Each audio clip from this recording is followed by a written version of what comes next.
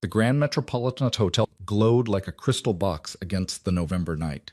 Sophia Mitchell stood at the entrance, smoothing down the burgundy dress that Roberto had insisted she wear. The fabric was silk, expensive in a way that made her uncomfortable. It clung to her body differently than anything she owned, with the neckline dipping low across her back and the hem falling just above her knees.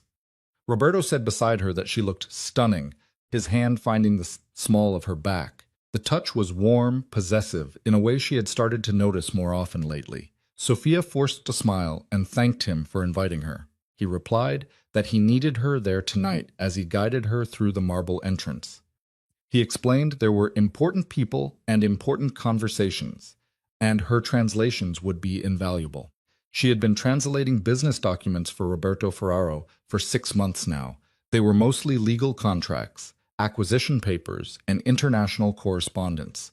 The work paid well, better than most of her freelance clients. He had found her through a referral, or so he said. He was charming, attentive, and patient with her initial hesitation about working for someone so clearly wealthy and connected. The ballroom opened before them like something from a movie. Chandeliers hung from ceilings that seemed impossibly high, casting golden light across marble floors polished to mirrors. Women in designer gowns moved through the space like jewels. Men in tailored suits clustered in groups, their voices low and serious. This was not her world. This had never been her world. Roberto murmured for her to stay close, his fingers pressing slightly against her spine. Sophia nodded, clutching her small clutch purse tighter.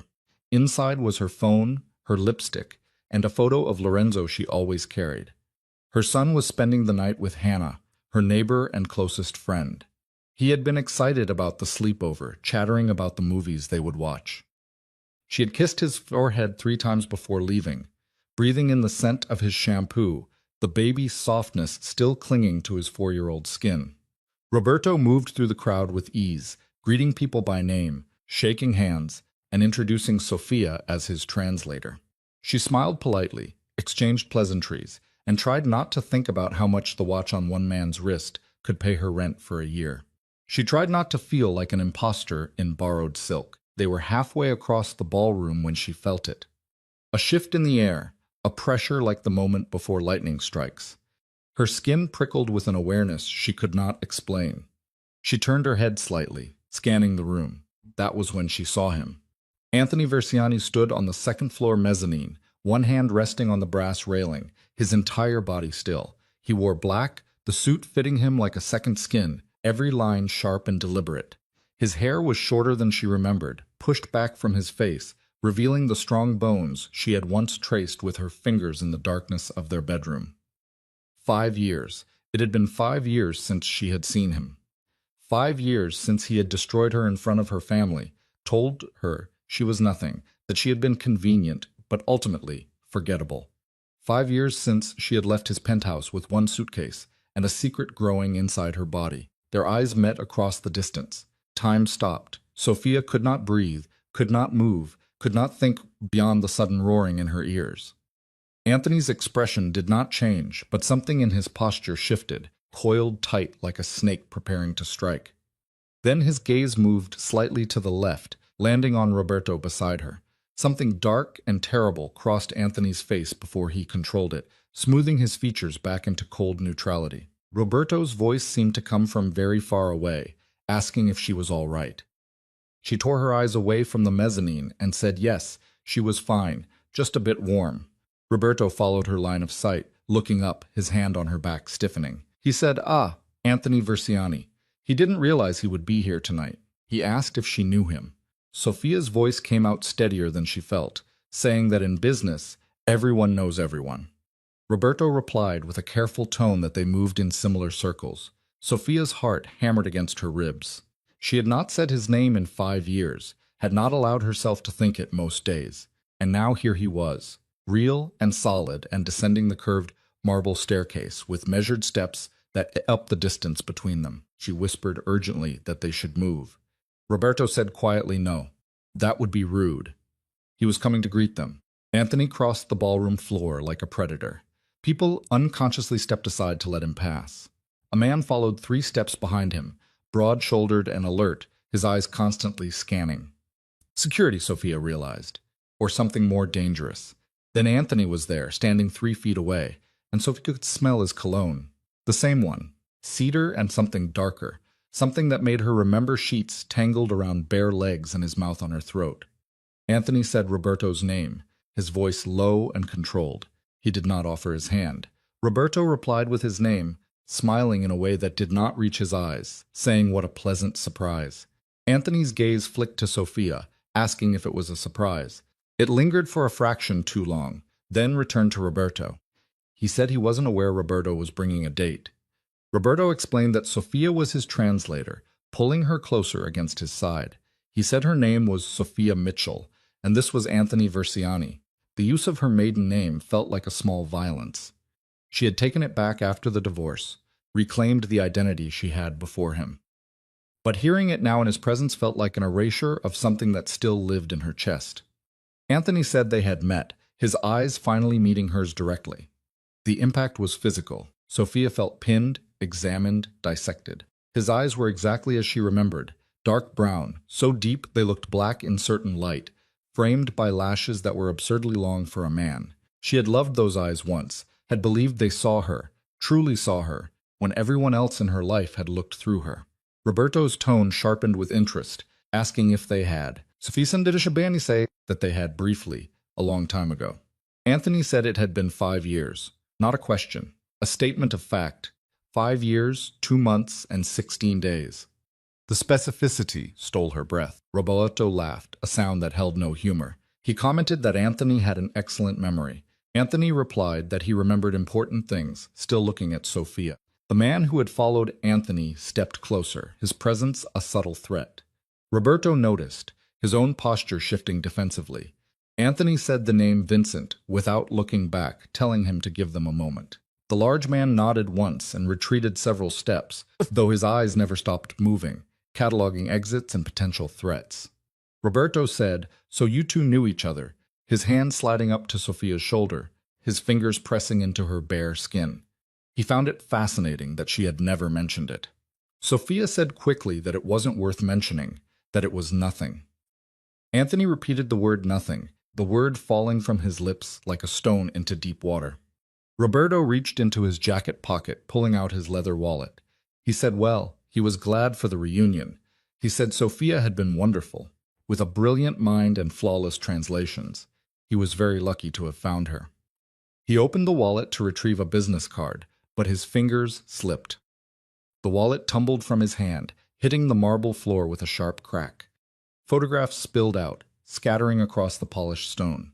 Roberto said how clumsy of him, bending down slowly. Sophia moved to help, crouching in the burgundy dress, gathering the photos. Her own face looked back at her from several shots. A professional headshot Roberto had insisted on taking for his company website. Then another photo, smaller, slightly crumpled. Lorenzo at the park. 4 years old, dark hair catching sunlight, laughing at something beyond the camera's frame. His eyes were bright with joy, his small hands gripping the chains of a swing. Sophia froze, the photograph trembling in her fingers. Anthony had also crouched down, ostensibly to help.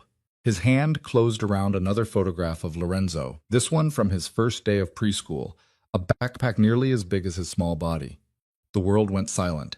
Sophia watched Anthony's face as he stared at the photograph, watched every molecule of his expression freeze, then crack, then rebuild itself into something carefully blank. But his eyes betrayed him, widening just slightly, his pupils dilating as his brain processed what he was seeing. The child in the photograph had his face, the same strong jawline, the same dark eyes set deep, the same mouth. The resemblance was not subtle, it was absolute. Anthony looked up at her. The photograph was still gripped in his hand. His lips parted as if to speak, but no sound emerged. She saw the calculation happening behind his eyes, the math adding up with brutal precision. 5 years, a 4-year-old child. The timeline was perfect and damning. Roberto said smoothly, "Thank you for the help," gathering the rest of the photographs and plucking the one from Anthony's frozen fingers. He said it was his nephew, an adorable child. He explained that Sophia had been kind enough to help with translations for his school enrollment and that they were getting him into a prestigious academy. The lie was smooth, practiced, delivered with just enough casual warmth to seem believable. Anthony stood slowly, his movements controlled, but his eyes never left the photographs. Roberto was sliding back into his wallet. He repeated, "Your nephew." Roberto smiled and said yes, closing the wallet with a decisive snap. He said family is everything, and asked Anthony if he didn't agree. Sophia rose on shaking legs. She could not look at Anthony, could not bear to see what was written across his face. Her heart slammed against her ribs so hard she thought it might crack through bone. Anthony echoed that family is everything, his voice hollow. Roberto said they should circulate, his hand returning to Sophia's back, guiding her firmly away. He said it was lovely seeing Anthony, and that he was sure their paths would cross again soon. Anthony did not respond. Sophia felt his eyes on her back, as Roberto led her through the crowd toward the bar. Her legs barely functioned, each step requiring conscious thought. Roberto murmured against her ear that it was unexpected, and that she didn't tell him she knew Anthony Versiani. Sophia said, her voice mechanical, that she didn't think it mattered, that it was a very long time ago. He asked how well she knew him. She lied, saying not well, barely at all. The lie tasted like ash on her tongue. Roberto signaled the bartender, ordering champagne Sophia knew she could not drink, would not be able to swallow past the tightness in her throat. Across the ballroom, Anthony had not moved. He stood exactly where they had left him. Vincent was speaking urgently into his ear, but Anthony's attention was fixed on her with the intensity of a man witnessing the destruction of his entire world. Because he knew. She had seen it in his eyes the moment he looked at Lorenzo's photograph. He knew he had a son she had never told him about, had hidden for 4 years, had raised alone while he continued his life as if she had never existed. Sophia's hands trembled as she accepted the champagne flute. Roberto pressed into her palm. The bubbles caught the chandelier light, tiny explosions of gold that blurred as tears she could not shed, gathered behind her eyes. Roberto encouraged her to drink, his voice gentle, but his eyes sharp, watching her carefully. He told her she looked pale. She brought the glass to her lips and pretended to sip, feeling the carbonation sting against her mouth.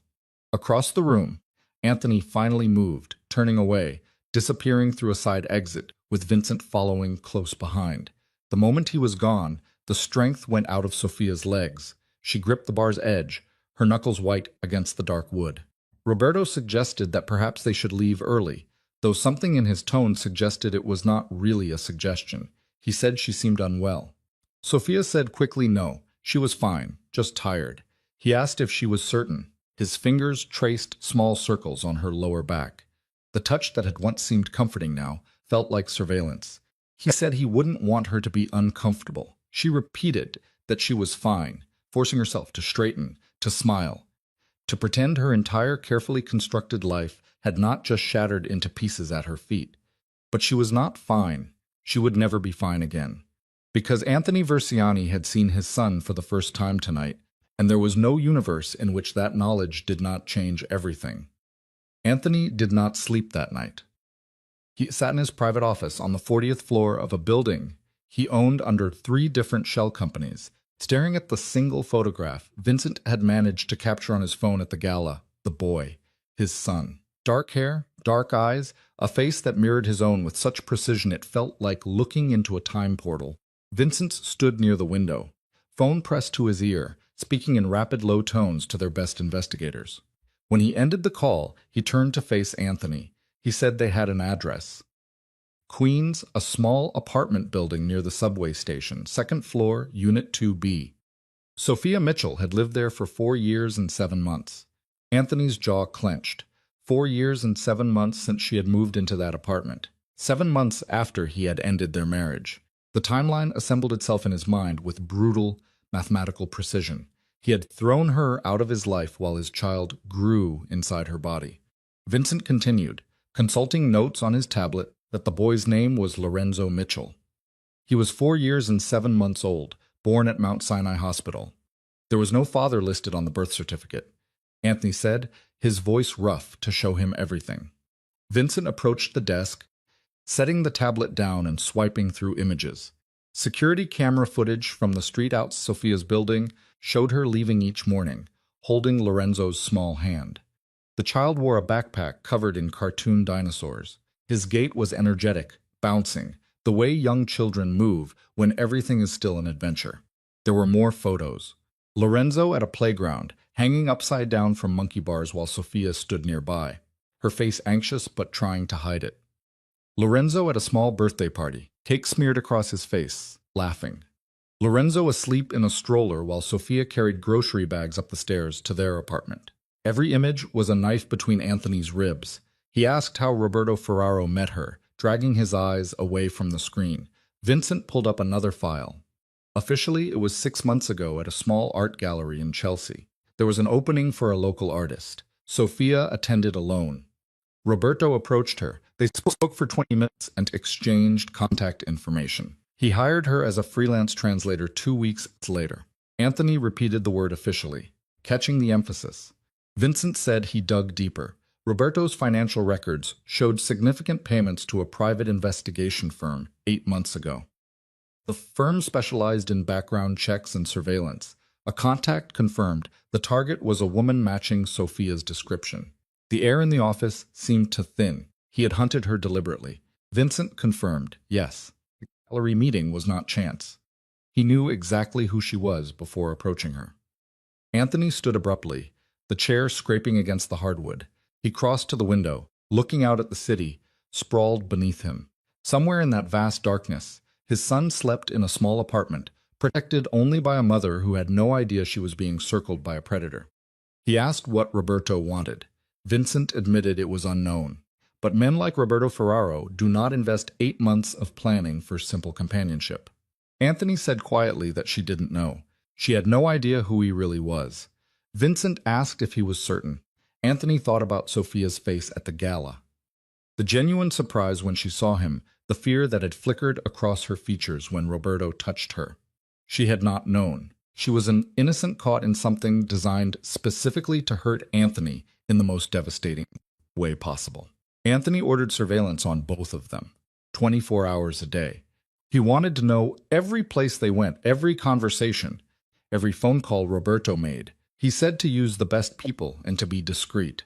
Sofia could not know she was being watched. Vincent said it was already arranged, that teams had been in position for an hour. Anthony nodded once, his mind already moving through strategies and contingencies. Roberto had made a critical mistake by revealing the child tonight. He had shown his hand too early, letting Anthony see what leverage he thought he possessed. That overconfidence would be his downfall. He added to get him everything on Roberto Ferraro: financial records, property holdings, business associates, enemies, everything. Vincent nodded and left the office, his footsteps fading down the corridor.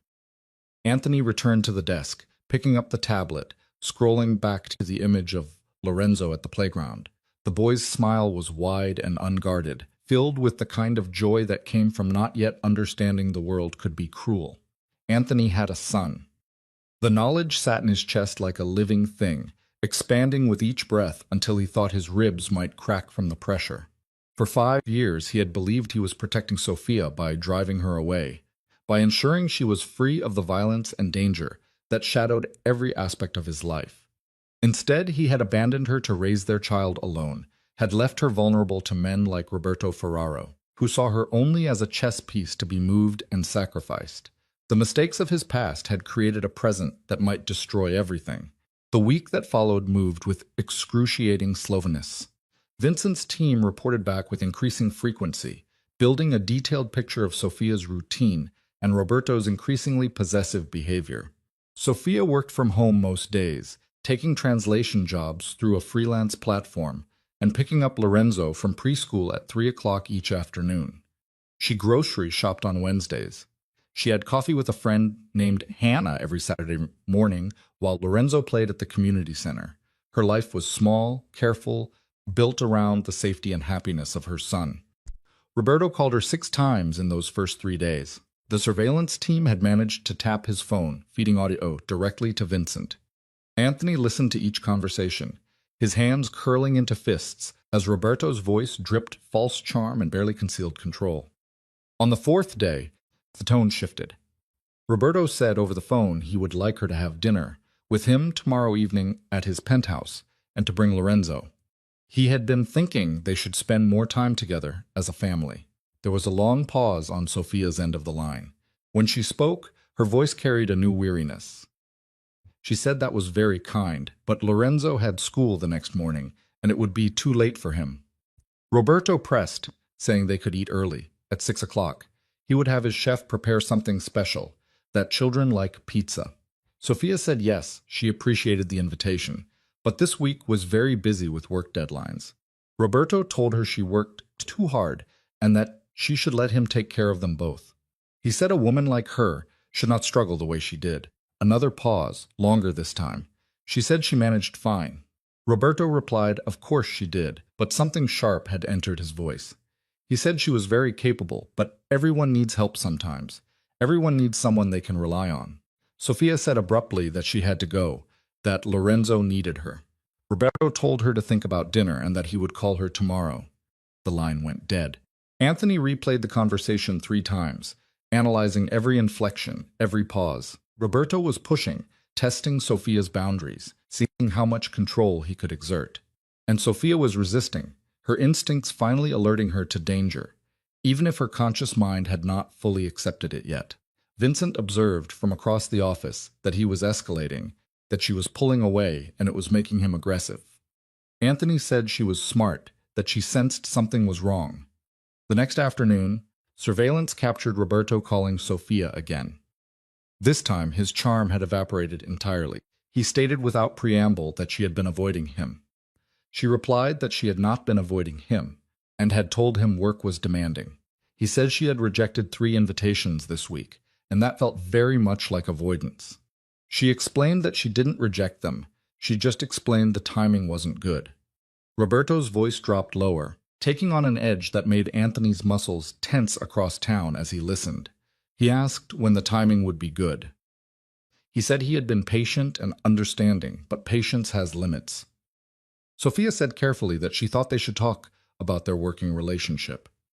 She appreciated the opportunities he had given her, but she wasn't certain this arrangement was working anymore. Silence stretched across the line. When Roberto spoke again, his voice was silk over steel. He asked what arrangement she was referring to, their professional one or a personal one. Sophia said quietly, both. She thought it would be better if they maintained some distance. Roberto repeated the word distance, saying how interesting. He asked if this sudden desire for distance had anything to do with seeing Anthony Versiani at the gala. Anthony went very still. Sophia said no, but the word came too quickly. She said it had nothing to do with this. He said she seemed very affected by seeing him, very shaken, and now she wanted distance from him. He found the timing curious and asked if she didn't think so.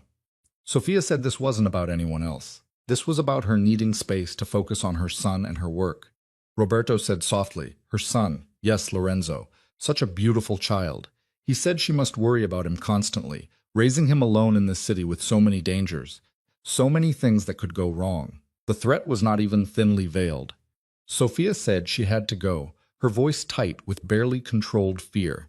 Roberto told her to think carefully about the choices she was making. Some bridges once burned cannot be rebuilt, and some people are not safe to walk away from. The call ended. Anthony was on his feet instantly. He asked where she was now. Vincent checked his phone, reading updates from the surveillance team at her apartment. Roberto was at his penthouse in Tribeca. He had made 2 calls immediately after hanging up with Sophia, both to associates with ties to organized crime in Russia.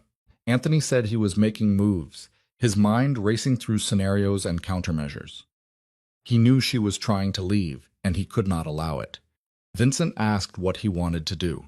Anthony looked at the city beyond his windows. Somewhere out there, Sophia was alone in a small apartment, probably frightened, trying to figure out how to extricate herself from a situation that had become dangerous without understanding the full scope of that danger. He said to keep eyes on both of them. If Roberto moved toward her apartment or Lorenzo's school, he wanted to know immediately, and to have a team ready to intervene if necessary. Vincent stated that he was protecting her. It was not a question. Anthony replied that she was the mother of his son, and that made her family. And he protected his family. That evening, as Anthony reviewed financial reports he could not focus on, his secure phone buzzed with a message from the surveillance team. Sophia had received a text from an unknown number. The message was simple, on one line, search his name, search for real. Anthony had not authorized anyone on his team to contact Sophia directly. He called Vincent immediately and asked if he sent that message. Vincent said no, that none of their people would break protocol like that. Anthony asked who then. Vincent said it was unknown. The number was untraceable, routed through multiple proxies. Anthony frowned. Someone else was watching this situation unfold. Someone else wanted Sophia to know the truth about Roberto Ferraro. The question was who and what their agenda might be. The surveillance feed showed Sophia sitting on her small couch, staring at her phone screen. Lorenzo played on the floor nearby, building a tower from colorful blocks. After several minutes, Sophia opened her laptop. She typed Roberto's name into a search engine, then refined the search, added keywords, and dug deeper than surface results. The team watching her reported that she accessed newspaper archives, legal databases, and public records. An hour later, her face had gone pale. She closed the laptop abruptly, pressing both hands over her mouth. She had found something. Not everything, perhaps, but enough to confirm her instincts, enough to be frightened. Lorenzo looked up from his blocks and asked if Mommy was okay. Sophia pulled her hands away from her face, forcing a smile that Anthony could see was fragile even through the grainy surveillance footage. She said she was fine, baby, just tired. He asked if they could have mac and cheese for dinner. She said yes, whatever he wanted. Her voice strained. She picked up her phone again, staring at Roberto's last message still displayed on the screen. Her thumb hovered over his contact as if considering calling him. Then she closed the phone and set it face down on the couch cushion beside her. She was afraid. She knew she was in danger, but she did not know what to do about it, did not know where to turn for help. Anthony watched through the surveillance feed as Sophia stood and went to the kitchen, pulling out a box of pasta from the cabinet with hands that trembled slightly. She started boiling water, moving through familiar motions while her son played innocently nearby, unaware that his mother's world was crumbling around them both. He said to Vincent that they needed to move faster. Roberto would not wait long now that she was trying to pull away. He would make a move within the next 48 hours. Vincent asked what kind of move. Anthony admitted he didn't know yet, but whatever it was, they needed to be ready. He looked at the screen showing Sophia stirring pasta in a small pot, her shoulders tense with the weight of threats she could not fully understand. His son sat on the floor behind her, building towers and knocking them down with delighted laughter. 5 years ago, Anthony had pushed them both away to keep them safe. Now, safety meant pulling them close. Whether Sophia wanted that or not, whether she trusted him or not, whether she could ever forgive him or not. Because Roberto Ferraro had made a critical error in targeting Anthony's family, and that error would cost him everything. Sophia chose the cafe deliberately. It was a midtown location with large windows facing the street and always crowded during lunch hours. Public spaces were safer. If she was going to end things with Roberto, she needed witnesses around her. She needed the protection of strangers who might intervene if something went wrong. She arrived 15 minutes early, claiming a table near the front, where sunlight poured through the glass, her hands wrapped around a cup of black coffee she could not taste. Every nerve in her body felt exposed, raw. She had barely slept in the 2 days since that anonymous message, and since falling down the rabbit hole of search results that painted Roberto Ferraro as someone far more dangerous than the charming businessman he pretended to be. The connections were vague, carefully obscured by expensive lawyers and media manipulation, but they were there. Associates with known criminal ties, businesses that appeared and disappeared like ghosts, investigations that started but never concluded, and buried deep in an archived news article from 5 years ago, a single paragraph about a territorial dispute that had ended in violence. Sophia checked her phone. Roberto would arrive in 7 minutes. She had rehearsed what she would say, how she would phrase the end of both their professional and personal relationship. Polite but firm, apologetic but immovable. The chair across from her scraped against the tile. Sophia looked up, words already forming on her lips. Then every molecule of air evacuated her lungs. Anthony Versiani sat down in Roberto's seat. He wore charcoal gray today, the suit fitting him with the precision of custom tailoring. His hair was perfect as always, pushed back from his face, revealing those dark eyes that watched her with an intensity that made her want to run. Her voice came out sharp and angry, covering the terror beneath. as she asked what he was doing here. He replied calmly that he was preventing her from making a mistake. Sophia glanced toward the door, then back at him. She asked how he knew where she would be. He said that wasn't important. She insisted it was important to her, her hands clenching into fists on the table. She asked if he had been following her, having her watched. Anthony did not deny it. He said Roberto Ferraro was dangerous, and she needed to end contact with him immediately and stay far away. Sophia hissed, leaning forward, that he didn't get to tell her what to do. He lost that right 5 years ago when he threw her out of his life like garbage. A muscle in Anthony's jaw flexed. He said he understood she was angry. Sophia's voice rose despite her efforts to control it, asking if she was angry. Several nearby patrons glanced their way. She lowered her tone, but the fury remained. She said he humiliated her. He told her she was nothing, that she meant nothing. He destroyed everything they had, and now he thought he could just appear and give her orders. Anthony said this wasn't about them, his voice tight. It was about her safety. She said her safety was not his concern anymore. He replied it would always be his concern. Sophia pushed back from the table, grabbing her purse.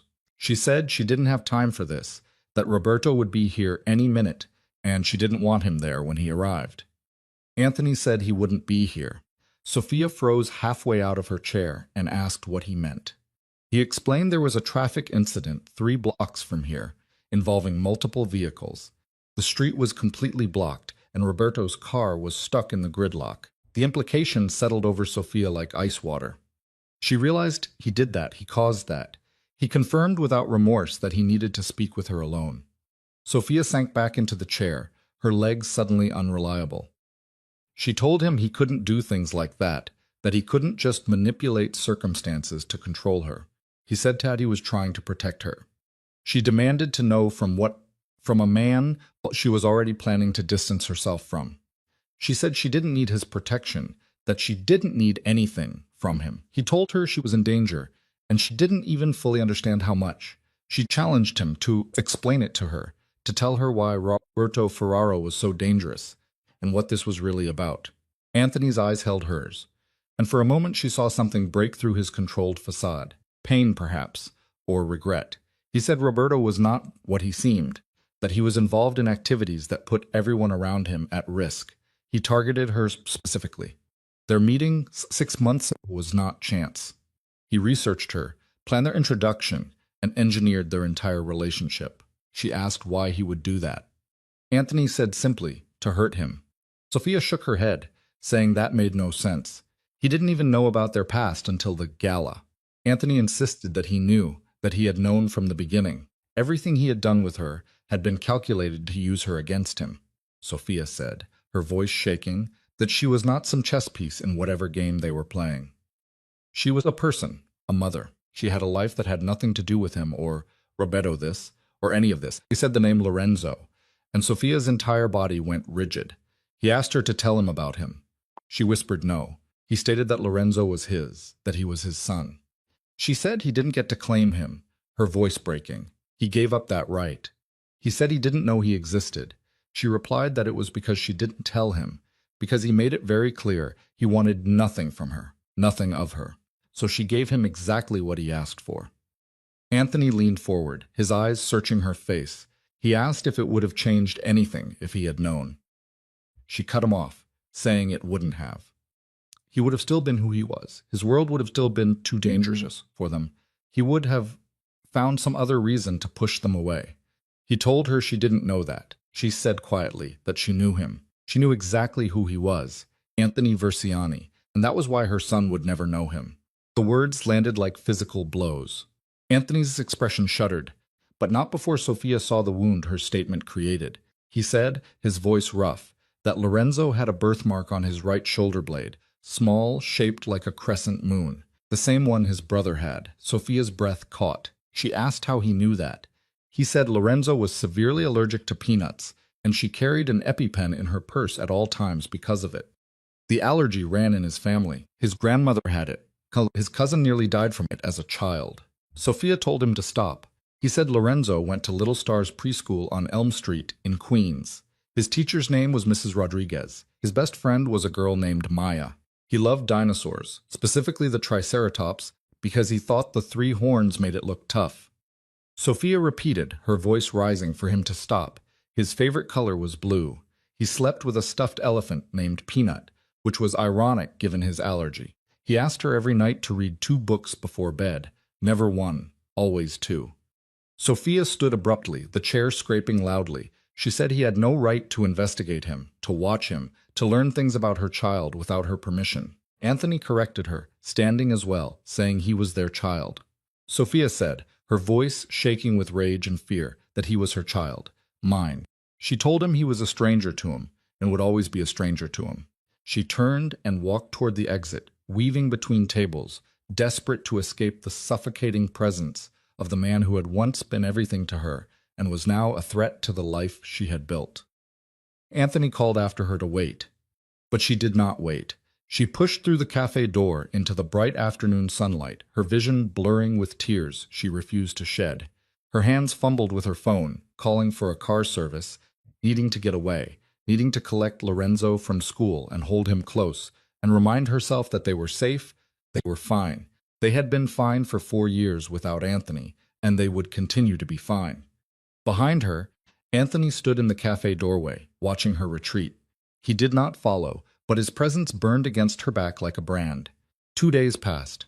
2 days where Sophia jumped at every sound, checked over her shoulder constantly, and held Lorenzo tighter than necessary. He complained that her hugs were too squeezy, but she could not help it. The world had become dangerous in ways she was still trying to fully comprehend. She had not heard from Roberto since their last phone call. No messages, no emails, no attempts at contact. The silence should have been a relief. Instead, it felt like the quiet before a storm. Thursday afternoon arrived, ordinary and unremarkable. Sophia left her apartment at 2:30 to walk the 8 blocks to Lorenzo's preschool. It was the same route she walked every day, past the bodega where the owner always waved, past the small park where elderly men played chess, past the dry cleaner and the nail salon, and the pizza place that smelled like heaven. She reached the school at 2:55, 5 minutes before dismissal. The parking lot was half full with other parents' cars. Sophia did not own a car, did not need one living in Queens with good subway access. But today, she wished she had driven, wished she had the protection of metal and glass. The preschool doors opened. Children poured out in a chattering stream of tiny backpacks and enthusiastic waving. Sophia spotted Lorenzo immediately, his dark hair catching the afternoon light as he ran toward her. He crashed into her legs with the full force of 4-year-old momentum, telling her they made volcanoes today with baking soda, and they exploded. Sophia scooped him up despite the fact that he was getting heavy, too big to carry comfortably. But she needed to hold him, needed to feel the solid reality of his small body against hers. She told him that sounded amazing, kissing his forehead, and asked him to tell her everything. They started walking toward the parking lot exit, Lorenzo chattering about his day, about volcanoes and science, and how Maya said dinosaurs could not have survived lava, but he disagreed because some dinosaurs were very smart. Then Sophia saw the car, a black sedan, expensive, parked across from the exit in a way that would block her path, and leaning against it, arms crossed, watching her with eyes that held no warmth, was Roberto Ferraro. Sophia stopped walking. Lorenzo, still talking, did not notice at first. Then he tugged on her hand, asking why they stopped. Sophia said, her voice steady despite the fear clawing up her throat, "Just a second, baby." Roberto pushed off from the car and walked toward them. His movements were casual, unhurried, but there was something predatory in the way he closed the distance. This was not the charming man who had brought her flowers and complimented her translations. This was someone else entirely. He said her name, stopping 3 feet away, saying they needed to talk. Sophia said quietly, "Not here, and not now," aware of other parents and children nearby. Roberto replied, "Yes, here, and definitely now." Lorenzo pressed closer to Sophia's leg, sensing the tension even if he did not understand it. He asked who that was. Sophia said it was a friend from work, the lie tasting bitter. She asked him to sit on the bench for just a minute while she talked to him. Lorenzo said he wanted to stay with her. Sophia insisted it would only be a minute, guiding him to a nearby bench within sight, but hopefully out of earshot. She told him to sit right there and not to move, that she would be right over there where he could see her. Lorenzo sat reluctantly, swinging his small legs, watching them with worried eyes. Sophia turned back to Roberto, keeping her body angled so she could see Lorenzo in her peripheral vision. She asked what he wanted. He said he wanted to understand what changed. 1 week ago, they were making plans. Today, she was avoiding his calls and trying to end their relationship. He asked what happened. Sophia said carefully that she realized they wanted different things, and that she thought it was better if they went their separate ways. Roberto repeated, different things, or did someone convince her he was dangerous? Sophia's heart hammered. She said no one convinced her of anything. He said Anthony Versiani, watching her face. She saw him at the gala, and everything changed. He asked what Anthony told her about him. She said this had nothing to do with him. Roberto said everything had to do with him, stepping closer. Sophia stepped back instinctively. He said he found it most interesting how carefully she had hidden her past, how thoroughly she had erased any connection to her former life. It took significant resources to uncover the truth. Sophia said she didn't know what he was talking about, but her voice shook. Roberto said slowly, deliberately, Sophia Versiani. That was her name once, was it not? Before she reclaimed her maiden name. Before she pretended the marriage never happened. Sophia's throat closed. She could not breathe, could not think. Roberto continued, his gaze flicking toward Lorenzo and that beautiful boy sitting on the bench. He was not just any child. He was Anthony Versiani's son, his heir, his weakness. Sophia found her voice through the terror, telling him to stay away from Lorenzo, to stay away from both of them. Roberto asked, his smile sharp and cruel, if she thought she could just walk away now, if she thought he invested months in this for nothing. He said she and the boy were valuable, more valuable than she understood, and valuable things do not get to simply leave. Sophia's hand moved to her purse, her fingers closing around her phone. She said she was going to walk away now. If he tried to stop her, she would scream, and every parent in this parking lot would call the police. Roberto laughed without humor, asking if she meant the police. He said, yes, please call them. Tell them that the respected businessman was having a conversation with his translator. See how seriously they take that. Sophia began backing toward the bench where Lorenzo waited. Roberto did not physically stop her, but his eyes tracked her movement like a wolf watching prey. He said this was not over. She should think very carefully about her next moves, because some choices have consequences that extend beyond herself. Her son deserved a mother who made smart decisions, who protected him from unnecessary danger. The threat was clear. Sophia reached Lorenzo, grabbed his hand, and pulled him up from the bench. She said to Roberto that they were leaving and not to contact her again.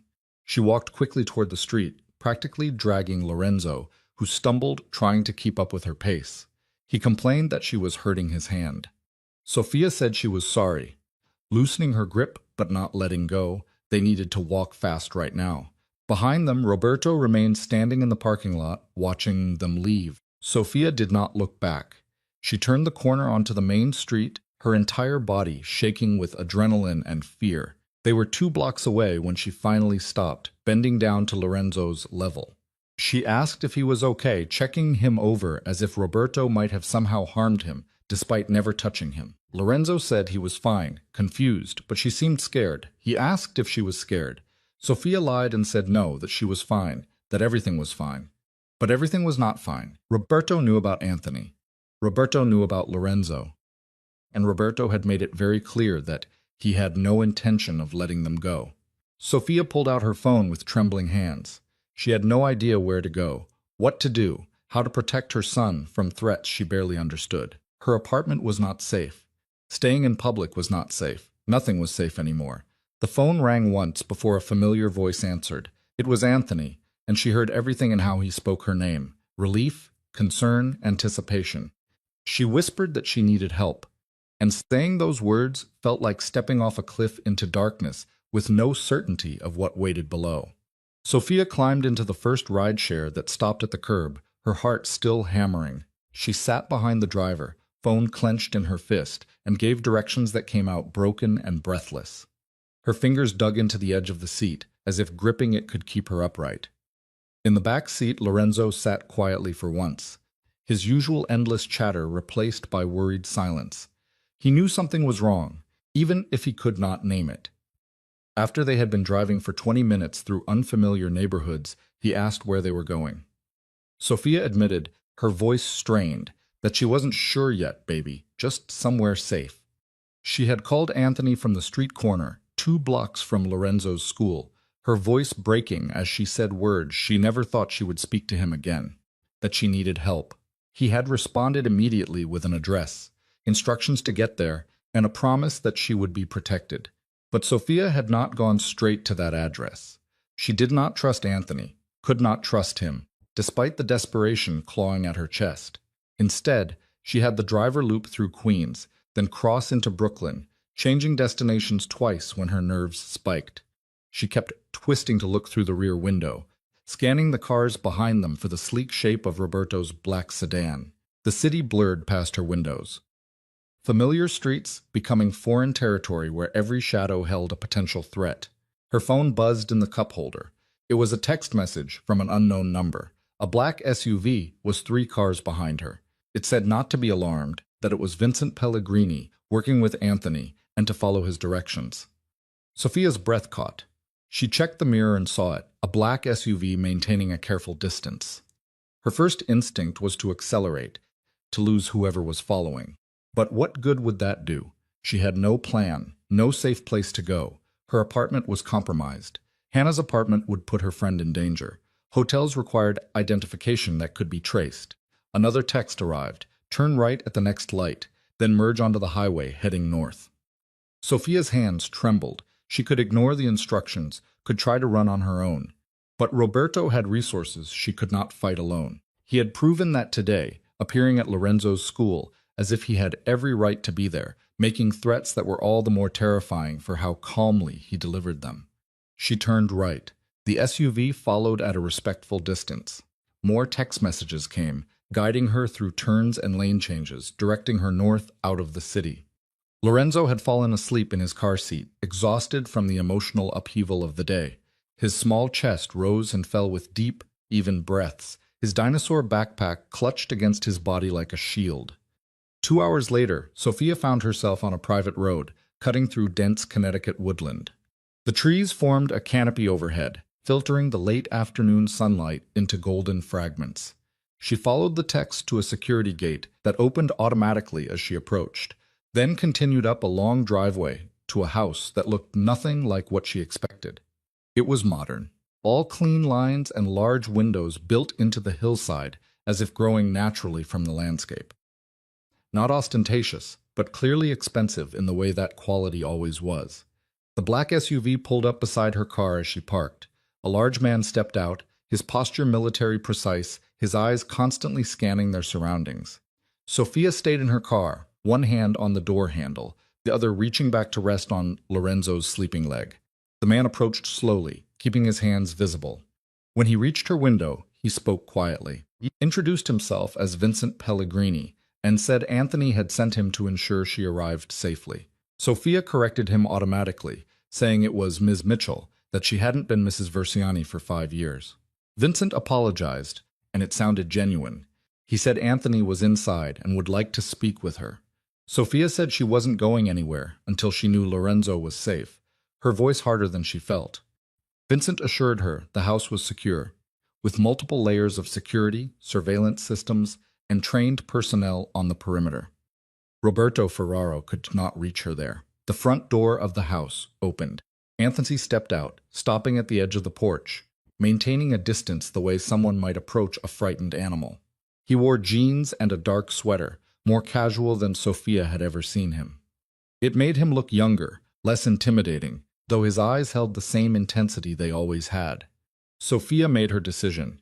She opened the car door and stepped out, then opened the back door to unbuckle Lorenzo. He stirred, blinking with sleepy confusion and mumbling if they were home. Sophia said somewhere different, lifting him out despite the protest of her tired muscles. Somewhere safe. She carried him toward the house, hyper-aware of Anthony watching her approach. When she reached the porch steps, he spoke. He said there was a room prepared for him, the second door on the left upstairs, and she could put him down to rest while they talked. Sophia climbed the steps, passing close enough to Anthony that she caught his scent, the same cologne that still sometimes haunted her dreams. She did not look at him, could not bear to meet his eyes. Inside, the house was beautiful in an understated way. Hardwood floors, high ceilings, and furniture that looked comfortable rather than merely decorative. Natural light poured through the windows, making everything glow warm and golden. Sophia climbed the stairs, found the second door on the left, and pushed it open. She stopped breathing. The room was perfect, a child's room, carefully designed for a boy Lorenzo's age. A bed shaped like a race car sat against one wall. Shelves held books arranged by size, their spines showing titles Sophia recognized as Lorenzo's current favorites. Toys filled bins in one corner, educational puzzles and building blocks, and yes, dinosaur figures in every size and shape. A small desk held coloring books and crayons. The closet door stood open, revealing clothes hanging neatly, in sizes that would fit Lorenzo exactly. She whispered, "How?" Anthony had followed her upstairs and was standing in the doorway. He said he wanted Lorenzo to be comfortable if she came here, that he wanted him to feel safe. Sophia laid Lorenzo on the race car bed. He curled onto his side immediately, his thumb finding his mouth, a habit he was supposed to be breaking.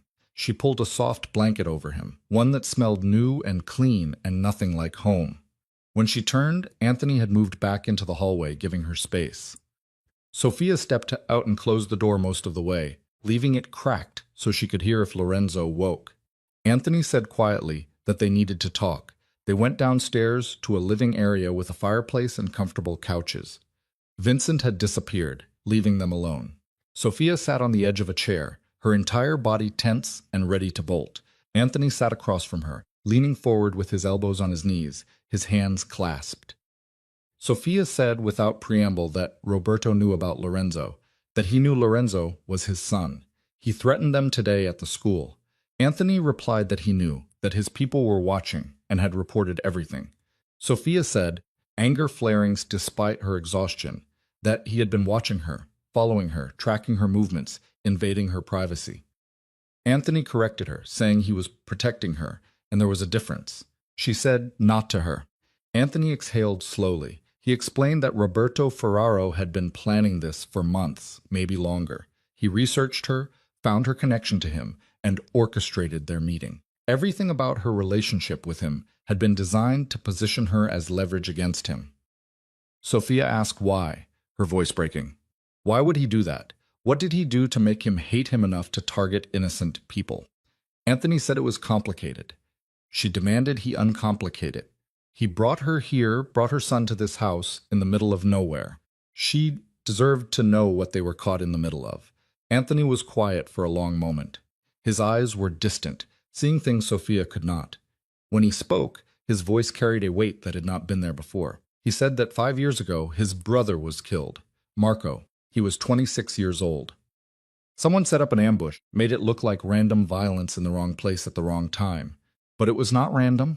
It was calculated. It was murder. Sophia's anger cooled, replaced by something else. Sympathy, perhaps, or the memory of her own losses. She said quietly that she was sorry. He continued, saying his brother died 3 days before he divorced her. He held him while he bled out in the street. He watched the life leave his eyes and realized that everyone he loved was in danger simply by being connected to him.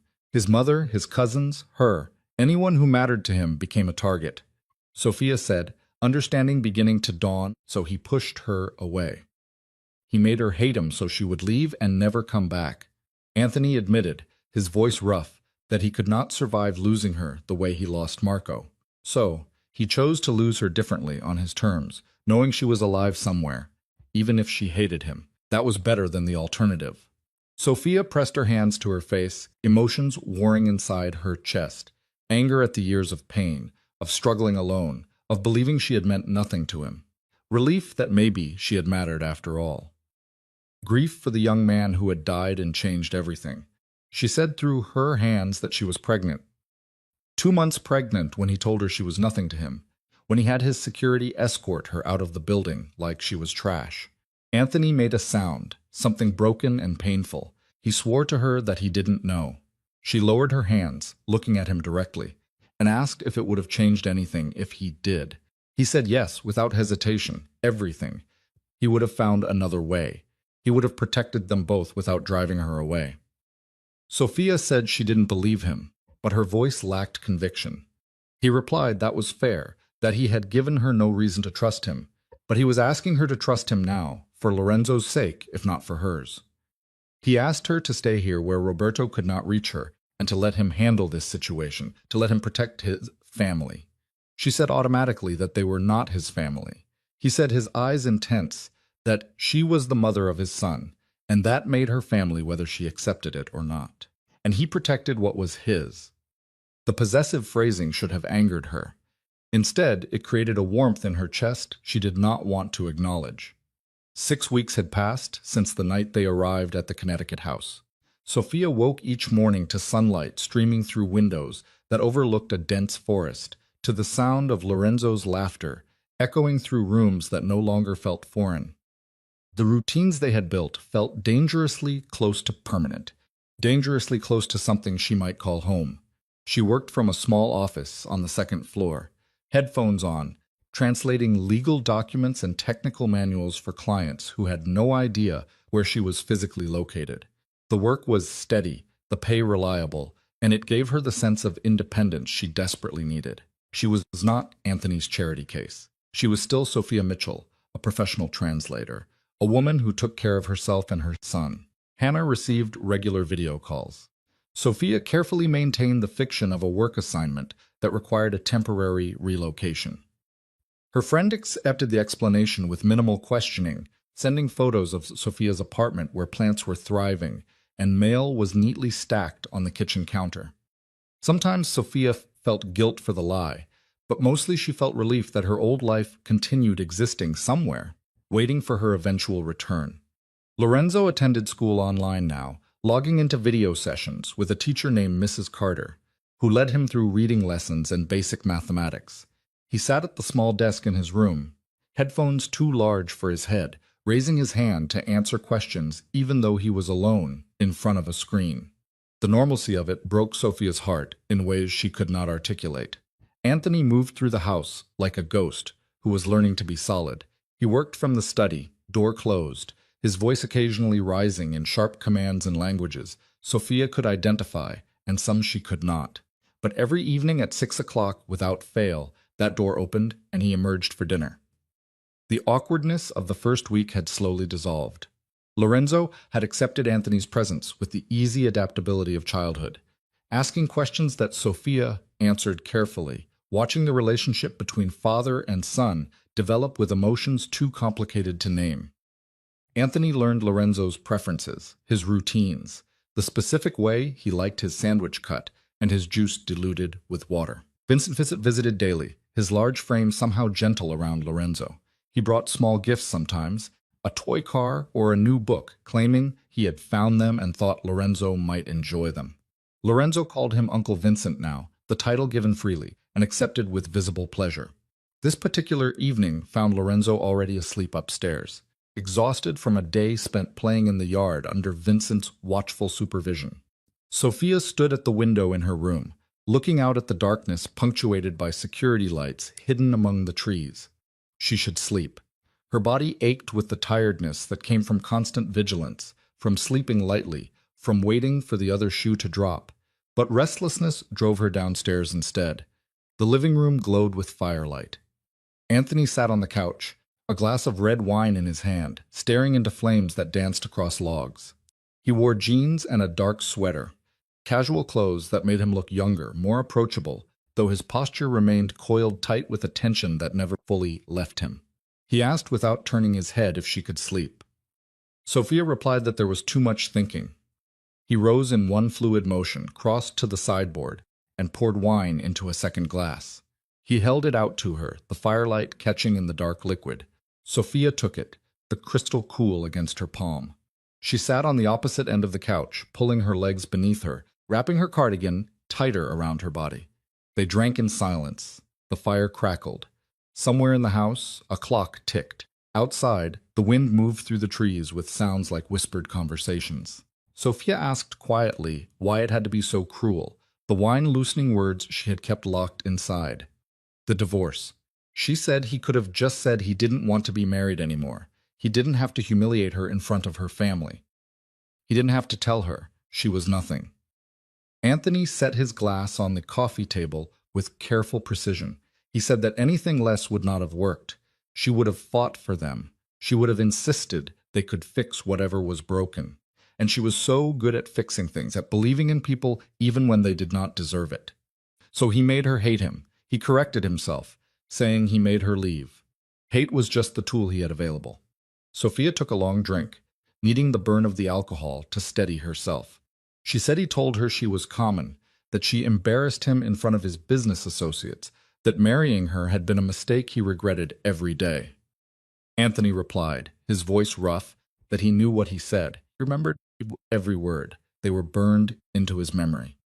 He saw her face when he closed his eyes, the way she looked at him when he said those things, like he had physically struck her. She whispered that he might as well have. Anthony leaned forward, elbows on his knees, his hands clasped. He told her his brother died 3 days before he divorced her. Marco. He was 26 years old. Someone ambushed him on a street corner in Brooklyn and shot him 6 times. He held him while he bled out on the concrete. He died in his arms, asking him to tell their mother he was sorry. The words hit Sophia like cold water. She said she didn't know. She never said anything about a brother. Anthony said they didn't talk much about family, and that was deliberate on his part. The less she knew, the safer she was, or so he believed. Sophia remembered those final weeks of their marriage now, through a different lens. Anthony had been distant, cold, spending nights away from their bed. She had thought he was pulling away from her specifically. Now she understood he had been drowning in grief and terror, making impossible calculations about how to protect what remained of his world. Anthony continued, staring into the fire. When Marco died, he realized something. Everyone he loved was a target. His mother, his cousins, her, especially her. She was so visible, so connected to him. It was only a matter of time before someone used her to hurt him. He could not survive that. He could not survive losing her the way he lost him. Sophia said, understanding crystallizing, so he pushed her away. He made her leave so she would be safe. He said it seemed logical at the time. Break her heart, but keep her alive. That was the trade he made. Sophia said, anger flaring beneath the sympathy, that he didn't get to make that choice for her. He didn't get to decide what risks she was willing to take. He agreed that she was right. But he was not thinking clearly. He was 29 years old, and he had just watched his little brother die. Logic was not his strong suit in that moment. Sophia finished her wine and set the empty glass aside. She told him she was pregnant, 2 months pregnant when he threw her out. She found out a week later and sat in a clinic bathroom, staring at a positive test and trying to figure out how she was going to survive as a single mother with no job and no place to live. Anthony made a sound like something had broken inside his chest. He asked why she didn't tell him. She replied that he made it very clear he wanted nothing from her. He said she was a mistake. He had security escort her from the building like she was a criminal. He froze her credit cards. He had his lawyer serve her with divorce papers that same day. She asked what part of that suggested he wanted to know about a baby. He said, his voice cracking, any of it, all of it. If he had known, he would have found another way. He would have protected them both without driving her away. He would have moved her somewhere safe, given her security, made sure she had everything she needed. Sophia said he would have kept her in a cage, protected but trapped. That was not a life. He insisted it was better than the alternative. She challenged him, asking if it was. Was safety worth giving up every choice, every freedom? Was it worth living in constant fear? They stared at each other across the small distance separating them on the couch. The fire painted Anthony's face in shades of gold and shadow, highlighting the sharp planes of his cheekbones, the strong line of his jaw.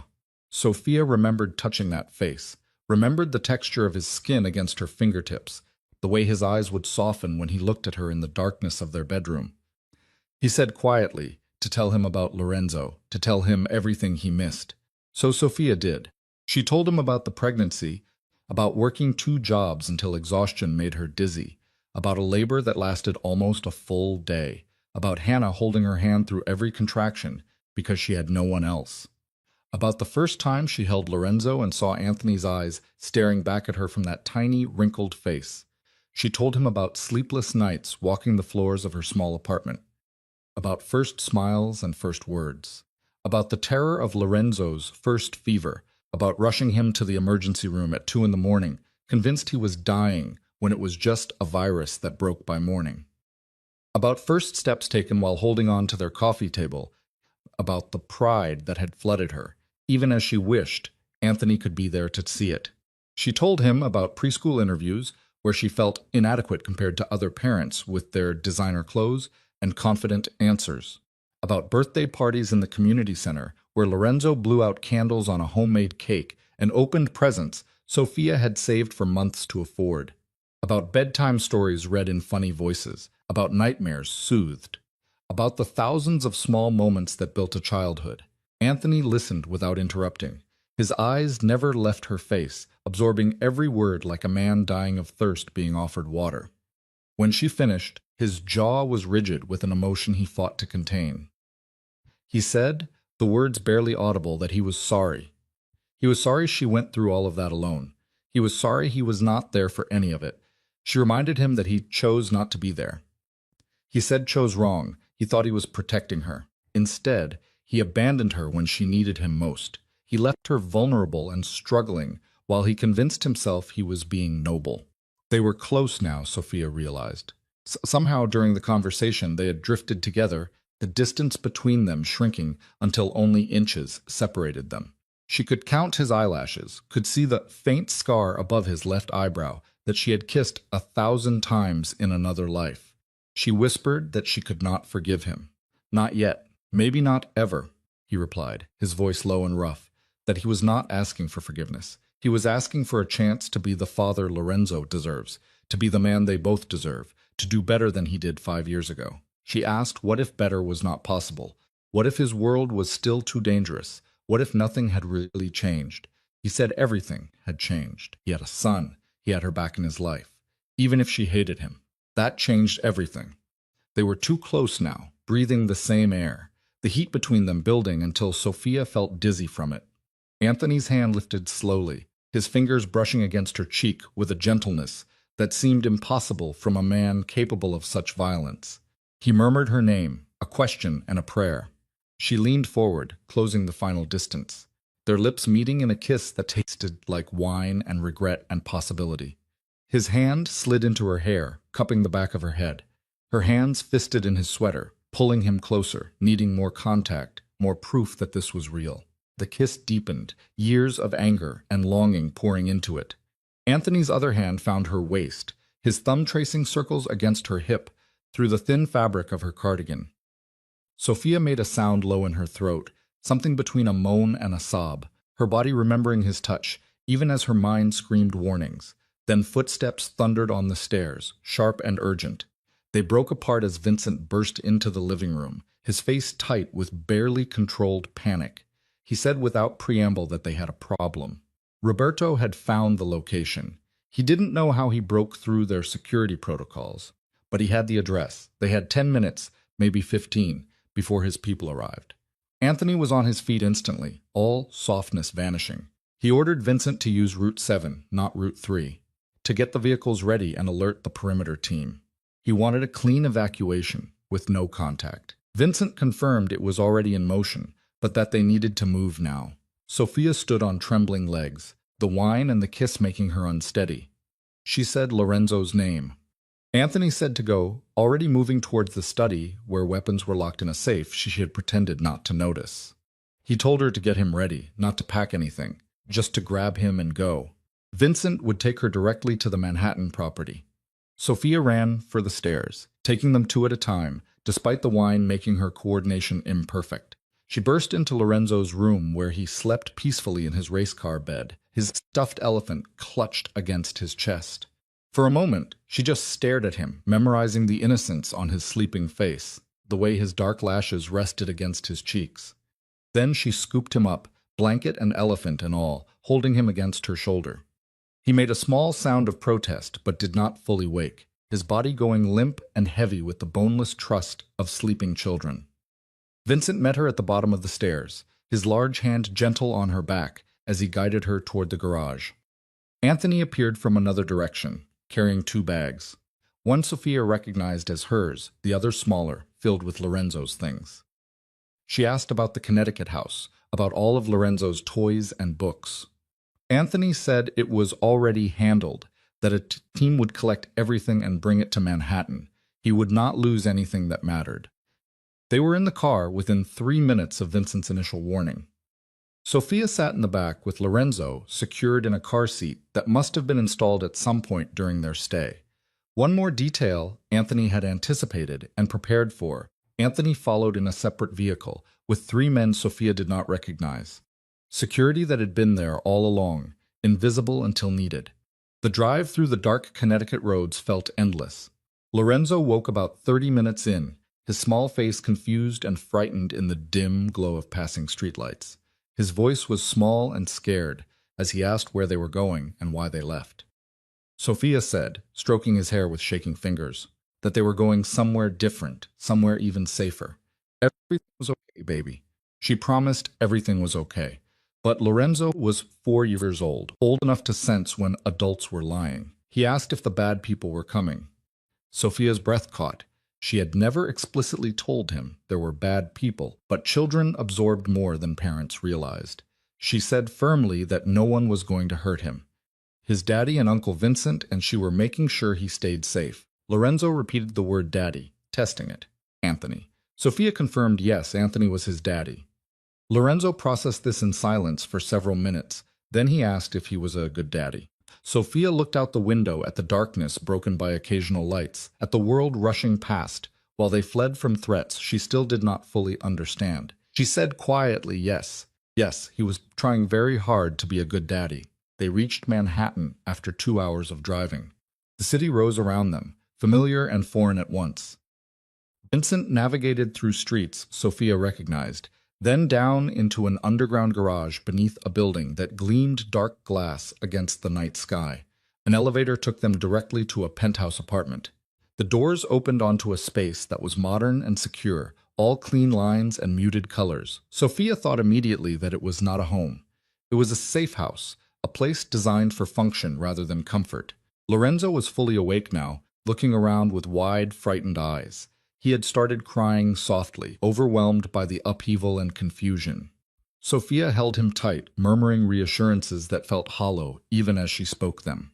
Anthony emerged from the second elevator, his presence immediately filling the space. He crossed to them, moving slowly, deliberately, giving Lorenzo time to process his approach. Then he knelt down, bringing himself to Lorenzo's eye level. He said, his voice gentle in a way Sophia had never heard before, "Hey." He knew this was scary. He knew Lorenzo didn't understand what was happening. But he was safe here. His mom was safe. Nothing bad was going to happen to either of them. He promised. Lorenzo looked at him with tears streaming down his face. He asked who he was, even though Sophia had told him, even though he knew. Anthony glanced up at Sophia. She nodded once, giving permission for something that would change everything irrevocably. He said to Lorenzo that he was Anthony. He was his father. Lorenzo's young mind worked through the concept visibly. He asked if he was his daddy, like the other kids have daddies. Anthony said yes, his voice breaking slightly. Like that, he was his daddy. Lorenzo studied Anthony's face with the serious intensity children sometimes showed when processing important information. Then he stepped forward, closing the small distance between them, and wrapped his small arms around Anthony's neck. Anthony's eyes closed. His arms came up slowly, carefully wrapping around his son for the first time. His large hands looked enormous against Lorenzo's small back. His face was buried in Lorenzo's dark hair, breathing in the scent of his child, and Sophia saw his shoulders shake with an emotion he could no longer contain. She pressed her hand to her mouth, tears streaming down her own face, watching the two people she loved most in the world hold each other for the first time. Watching Anthony discover what it meant to be a father. Watching Lorenzo discover what it meant to be claimed and wanted and protected. Vincent stood near the door, his own eyes suspiciously bright. When he caught Sophia looking, he nodded once, a gesture of respect and understanding. This was real now. This was no longer temporary or theoretical. Anthony was Lorenzo's father, not just biologically, but emotionally, practically in every way that mattered, and that knowledge changed the equation of everything that would come next. The Manhattan penthouse became their new prison disguised as safety. Days blurred into each other, each one measured by Lorenzo's online school sessions and the reports Vincent delivered in low voices behind closed doors. Sophia worked from a makeshift office, translated documents, and maintained the fiction of normalcy while her nerves stretched tighter with each passing hour. Anthony disappeared for long stretches during the day, returning with tension coiled in his shoulders and a darkness in his eyes. He never said where he went or what he was planning, but Sophia saw the strategy taking shape in the way he moved, in the phone calls conducted in rooms with closed doors, in the way Vincent's visits became more frequent and more urgent. 3 weeks after they arrived in Manhattan, Sophia woke to find Anthony already gone. She checked Lorenzo's room and found him still sleeping with his elephant clutched tight, then wandered to the kitchen where coffee was already brewed. A note sat beside the pot in Anthony's precise handwriting. It said he was staying at the office today, that Vincent would be with her, and not to worry. Don't worry, as if that were possible. As if she had not spent 3 weeks jumping at every unexpected sound, checking over her shoulder constantly, her body vibrating with the anticipation of violence that never came but felt inevitable. She poured coffee and stood at the window, looking out at the city spread beneath her. Somewhere in those streets, Roberto Ferraro was planning his next move.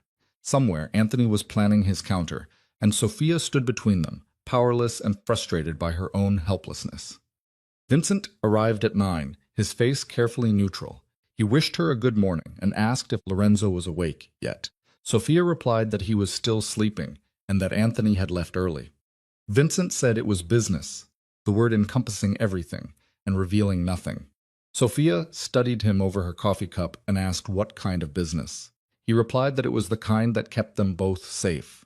Sophia said, setting her cup down with more force than necessary, that she was tired of being kept safe. She was tired of being protected and managed and kept in the dark about decisions that affected her life and her son's life. Vincent's expression softened slightly. He said he understood her frustration. She challenged him, asking if he really did. Because from where she stood, he and Anthony were making plans that involved her without actually including her. She was not a chess piece to be moved around the board. Vincent said carefully that no one thought she was. She demanded that he tell her what was happening, what Anthony was planning. Vincent hesitated, loyalty warring with sympathy across his features. He said he couldn't, that Anthony would have his head. Sophia was about to press further when her phone buzzed with a text from an unknown number. She opened it, frowning. It said there was a warehouse meeting tonight at 8 p.m. at the Brooklyn docks. Be there if you want answers. Her blood went cold. She looked up at Vincent, who had moved closer, reading the message over her shoulder. His face darkened immediately. He demanded to know who sent that. Sophia said she didn't know, but her mind was racing. Someone wanted her at that warehouse. Someone wanted her present for whatever was about to happen. Vincent was already on his phone, speaking rapidly to someone. When he ended the call, his expression was grim. He said Anthony had set up a meeting with Roberto Ferraro tonight, on neutral territory. He was not planning to tell her. Sophia said bitterly, of course he wasn't. Because heaven forbid she actually participate in her own life. Vincent said firmly that he was trying to protect her from danger, that these meetings can turn violent quickly, and Anthony didn't want her anywhere near it. Sophia said too bad, her decision crystallizing. She was going. She told Vincent that either he took her or she would call a car service and go alone. His choice. Vincent stared at her, clearly calculating options. He said Anthony would kill him. She replied that Anthony could get in line. She had been passive for too long. Letting men make decisions about her life, about her safety, about what she was capable of handling. She was done with that. She needed to see Roberto Ferraro face to face. She needed to hear from him why he did this. Vincent X slowly. He said Lorenzo could not come. Sophia agreed, obviously. He would stay here with his best people, people who would die before they let anything happen to him. Vincent said it was already arranged, that he would have 3 of their most trusted guards there, former special forces.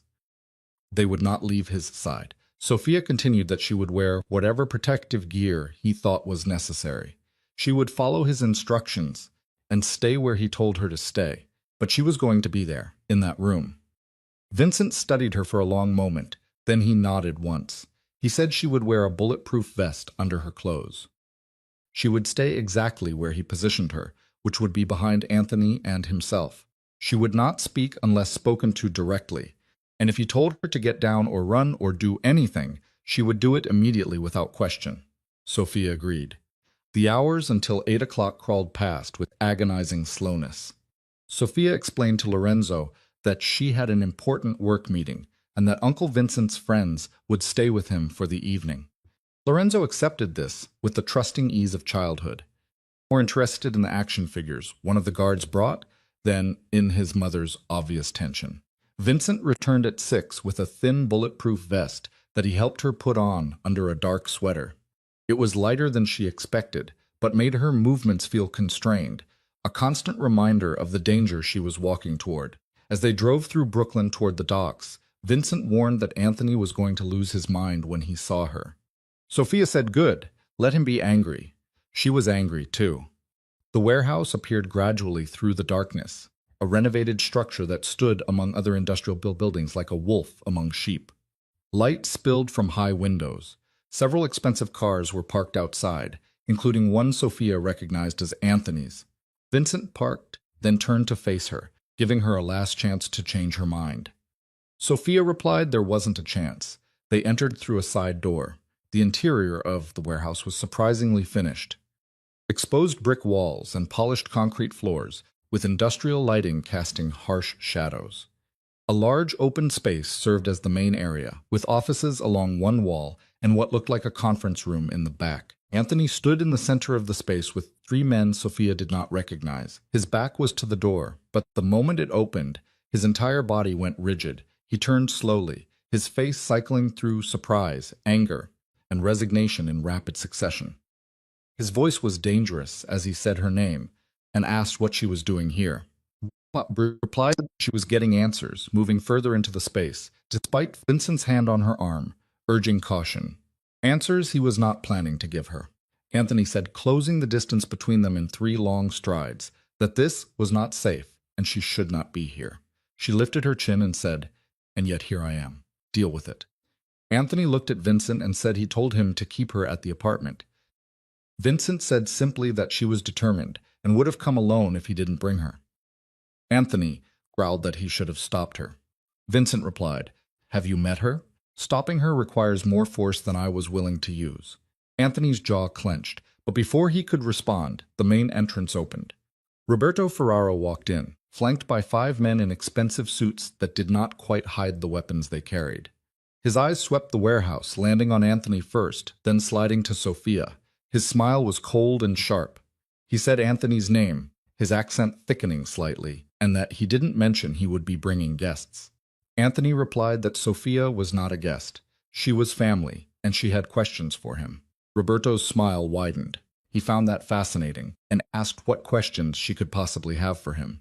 Sophia stepped forward despite Anthony's hand, shooting out to stop her. She asked why her, why he targeted her specifically.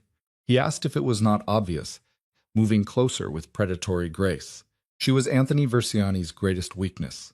His former wife, the woman he loved enough to marry, loved enough to destroy himself pushing away. Finding her was like finding a loaded gun pointed directly at his heart. Sophia said he researched her, he planned their meeting, he pretended to care about her. All of it was manipulation. He corrected her, saying all of it was strategy. Nothing personal, she should understand. She was simply the most effective tool available.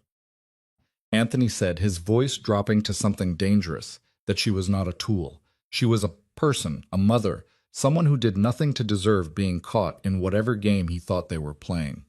Roberto laughed, the sound echoing in the cavernous space. He said this was no game, Anthony. This was war. A war he started when he refused to accept the new order 5 years ago. Sophia repeated the timeline, 5 years ago, it clicking into place. When Anthony's brother died. Roberto turned his full attention to her, something glittering in his eye. He said, she was clever, yes, 5 years ago. When Marco Vergiani became an obstacle to his expansion into the Brooklyn territories. When he refused to recognize that his family's time was ending and his was beginning. The warehouse went absolutely silent. Sophia felt the air change, felt Anthony go completely still beside her with the stillness of a predator about to strike. Anthony, she said, each word precise and cold, "You killed Marco." Roberto confirmed casually, as if discussing the weather, that he coordinated the ambush. He was in the wrong place at the wrong time, defending territory that was already lost. A shame, really. He was young. He could have chosen to step aside. Sophia watched Anthony's face, saw the rage and grief war beneath his controlled exterior, his hands clenched into fists, his entire body coiling with violence barely restrained. Roberto continued, enjoying the moment. He said Anthony wanted a confession, and here it was. He killed his brother. He researched his ex-wife. He discovered his son through medical records that were not as secure as he thought.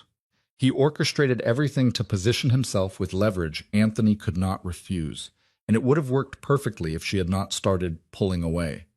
He gestured toward Sophia with casual dismissal. The plan was simple, Roberto explained. Use them to force territorial concessions, get what he needed, then eliminate them both, so they could not be used against him by anyone else. Clean, efficient, final. Sophia's legs nearly gave out. He had planned to kill her, to kill Lorenzo, not as punishment or revenge, but as a simple strategy, as cleaning up loose ends. Vincent's hand closed around her elbow, steadying her. Anthony had moved between Sophia and Roberto without her noticing, his body a wall of protection. He said quietly that Roberto had made a mistake. Roberto asked, amused if he had. He didn't see how. He held all the advantages.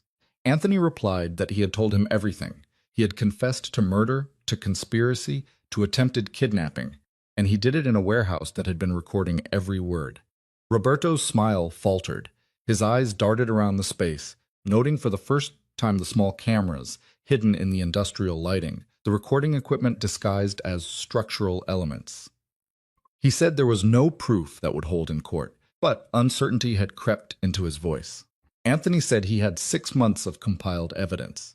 Financial records, recorded phone calls, testimony from people Roberto thought were loyal, but who valued their freedom more than his money. And now he had his confession, in his own words, describing in detail his murder of his brother and his plans to kill an innocent woman and child. Roberto's hand moved toward his jacket. Vincent and the 3 men with Anthony moved simultaneously, weapons appearing with practiced speed. The 5 men Roberto had brought raised their own weapons, creating a standoff of deadly potential. Anthony said, his voice sharp as a blade, not to. He was already done. The question was whether he would go down alone or take his men with him. For a long moment, nobody moved. The tension stretched thin enough to snap. Then Roberto's hand slowly withdrew from his jacket. Empty. Anthony said it was a smart choice. He gestured to Vincent to collect his weapon. Vincent moved forward carefully, disarming Roberto with efficient movements. The other men followed suit, collecting weapons from Roberto's security until they stood unarmed and furious in the middle of the warehouse. Roberto said this proved nothing, that Anthony was just as criminal as he was. His evidence meant nothing when he obtained it through illegal means. Anthony agreed that he was right, which was why none of this evidence would have his name attached to it. It would be delivered anonymously to federal prosecutors through a civil rights attorney with no connection to him or his businesses. They would receive everything tomorrow morning. By tomorrow afternoon, federal warrants would be issued. By tomorrow evening, he would be in custody. Roberto's face went white. He said Anthony could not do this. Anthony replied that it was already done. The only question was whether he wanted to spend his last hours of freedom standing here arguing, or whether he wanted to run. Not that running would help. Roberto looked at Sophia, something desperate entering his expression. He said she could speak for him, tell them he never hurt her, that this was all business between men. Sophia said, her voice steady despite the trembling in her hands, that he planned to kill her son. He planned to kill her. He used her, manipulated her, threatened her, and he thought she would help him. She stepped closer to Anthony, making her position clear. Roberto's expression hardened into cold fury. He turned toward the door, his remaining men following. At the threshold, he looked back and said this was not over. Anthony replied, yes, it was. Roberto left, the door slamming behind him. The moment he was gone, Anthony turned to Sophia, his hands coming up to frame her face. He demanded to know if she was hurt, if he touched her. She said she was fine, though her entire body was shaking now that the confrontation was over. She was fine, they were fine. Anthony pulled her against his chest, his arms wrapping around her with desperate strength. He said she should not have been here, should not have heard any of that. She said into his shirt that she needed to hear it. She needed to understand what they were caught in. He said now she knew. Now she knew exactly how dangerous his world was. Now she knew why he pushed her away 5 years ago. Sophia pulled back enough to look up at him. She said now she also knew that he had been trying to protect them all along, that he gave up evidence and leverage and probably safety to take Roberto down the right way instead of the violent way. He said simply that he could not kill him in front of her, and he needed to make sure he went away permanently, not just temporarily. This was the only way. Vincent cleared his throat. He said, "Boss, we should move." Roberto might do something desperate. Anthony nodded, but his arms did not release Sophia. He said to take them back to Lorenzo. He needed to see his son. He needed to know he was safe. They drove through the night in tense silence. Sophia pressed against Anthony's side in the back seat, his arm around her shoulders, holding her like something precious he had almost lost. When they reached the apartment, Lorenzo was asleep on the couch, a guard sitting nearby reading a book. Anthony crossed to his son, knelt beside the couch, and placed one hand on Lorenzo's small back just to feel him breathing. Sophia stood in the doorway, watching the man who had once pushed her away now, claiming what was his with quiet desperation. Vincent moved close enough to speak quietly. He said the evidence would be delivered in 4 hours. By noon tomorrow, this would be over. Sophia asked if it would be, or if there would just be new threats, new dangers. Vincent admitted there would always be risks. But today, she took away his biggest weapon. She survived. She got her answers. That mattered. Sophia nodded slowly, exhausted beyond words. Anthony lifted Lorenzo carefully and carried him to his bedroom. Sophia followed, watched him tuck their son in with gentle hands, watched him smooth back dark hair so like his own. He said quietly, more to himself than to her, that Lorenzo was safe. They were both safe. That was all that mattered. And Sophia, watching him, realized that maybe it was possible to rebuild from ruins after all. 9 months had passed since the warehouse confrontation. 9 months since Roberto Ferraro had been arrested by federal agents at his Tribeca penthouse, charged with conspiracy to commit murder, racketeering, money laundering, and a list of other crimes that would ensure he spent the next 2 decades behind bars. 9 months since Sophia had started breathing without constantly checking over her shoulder. She still maintained her apartment in Queens. Hannah had been shocked when Sophia finally returned after months of vague explanations. Even more shocked to learn the truth about Anthony, about Lorenzo's father, about the danger they had been hiding from. But Hannah was a good friend, the kind who asked fewer questions than she probably wanted to, and simply helped Sophia pack up her belongings for the slow migration to Manhattan. Sophia spent 4 nights a week at Anthony's penthouse now. Her apartment served as office space mostly, a place where she could work without distraction and maintain her independence and her sense of self beyond being Anthony's ex-wife or Lorenzo's mother. She had expanded her translation business, hired 2 other freelancers to help with overflow, and established a reputation for reliability and quality that brought steady work from publishing houses and legal firms. The progression back to Anthony had been slow and deliberate. Neither of them pretended the past 5 years could be erased, or that trust could be rebuilt overnight. They attended family therapy sessions, sometimes together, sometimes separately, unpacking trauma and mistakes, and the complicated reality of 2 people who had loved each other, destroyed each other, and were now trying to find a path forward. Lorenzo thrived in the chaos. He attended an excellent private school near the penthouse and made friends with the easy social grace of children who did not yet understand class divisions. He had sleepovers and birthday parties and play dates in Central Park. Anthony had hired a child psychologist who specialized in helping children adjust to family restructuring, ensuring Lorenzo processed everything in healthy ways. This particular Saturday morning found them in the penthouse kitchen. Sunlight poured through floor-to-ceiling windows, illuminating the marble countertops where Sophia was preparing pancakes while Anthony made coffee. Lorenzo sat at the breakfast bar in his pajamas, coloring a picture with intense concentration, his tongue poking out the corner of his mouth, the way it always did when he focused hard on something. He asked without looking up from his drawing if they could go to the park today.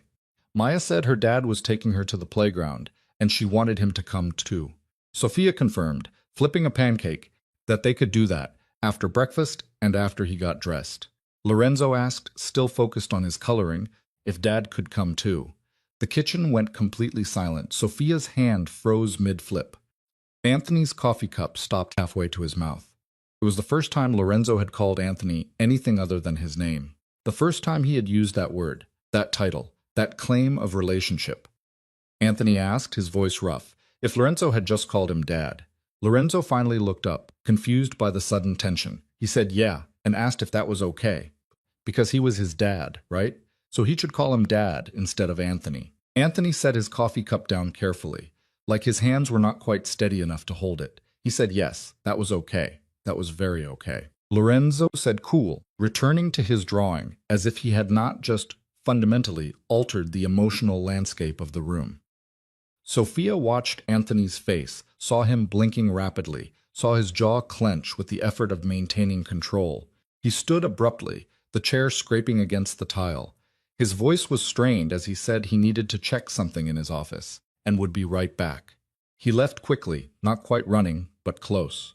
Sophia finished the pancakes, plated them for Lorenzo with syrup and strawberries, arranged the way he liked, then followed the path Anthony had taken. She found him in his office, standing at the window overlooking the city, both hands braced against the glass, his shoulders rising and falling with deep breaths. She closed the door quietly behind her. She said his name softly. He said without turning, "My son called me Dad," Sophia replied, moving closer that she heard. She asked if he was okay. He admitted he didn't know. He turned to face her, and she saw his eyes were wet. He said for 5 years he thought he would never have this, never hear that word directed at him, never get to be a father to him. And now he just says it like it is the most natural thing in the world. Sophia said, stopping in front of him, that to Lorenzo, it was natural. He had been in his life every day for months now. He read to him at night, helped with his homework, and took him to school. He was his dad in every way that mattered. He was just waiting for the right moment to say it out loud. Anthony reached out, his hands framing Sophia's face with a gentleness that still surprised her sometimes. He said he didn't deserve this, that he didn't deserve either of them. Sophia agreed that maybe he didn't, but he was trying to, and that had to count for something. He said urgently that he wanted to do this right. He wanted to build something real with her, with him. Not the broken thing they had before. Something better, something that lasts. Sophia covered his hands with her own.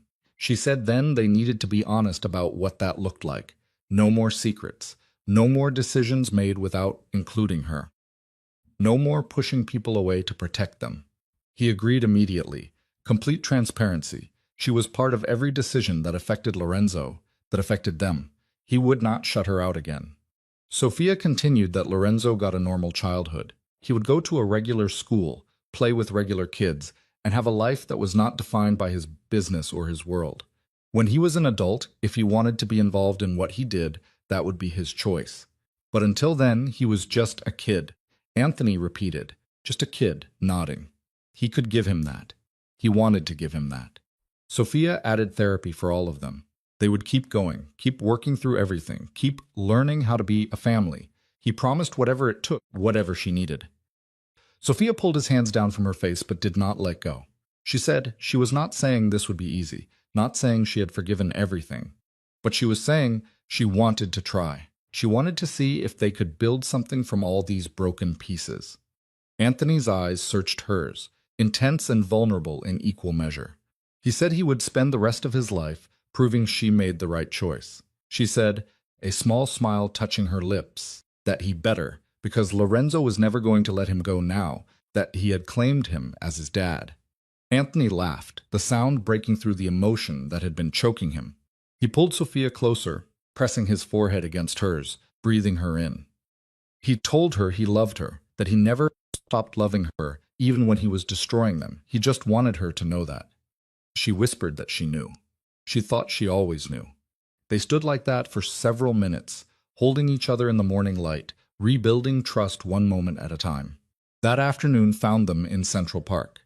Lorenzo ran ahead on the path, his small legs pumping with the endless energy of childhood, chasing after a soccer ball Anthony had brought.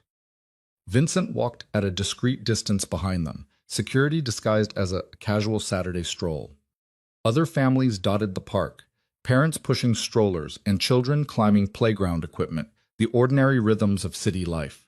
Sophia and Anthony walked side by side, their hands occasionally brushing, but not quite holding, navigating the physical distance that still sometimes felt awkward after so long apart.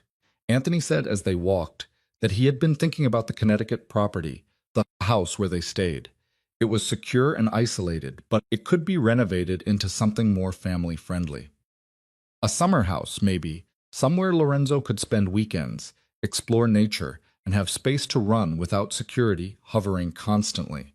Sophia said he would love that, imagining Lorenzo running through forests, learning to identify trees and animals. He was so much a city kid right now, and exposure to different environments would be good for him. Anthony continued that he had been thinking about her business. She had mentioned wanting to expand and hire more people. He owned a small office building in Midtown that had available space. He could lease it to her at cost, to give her room to grow without the overhead crushing her startup. Sophia stopped walking, turning to face him. She said she didn't want his charity. He insisted it was not charity, it was an investment. She was talented and hardworking, and she had built something real on her own.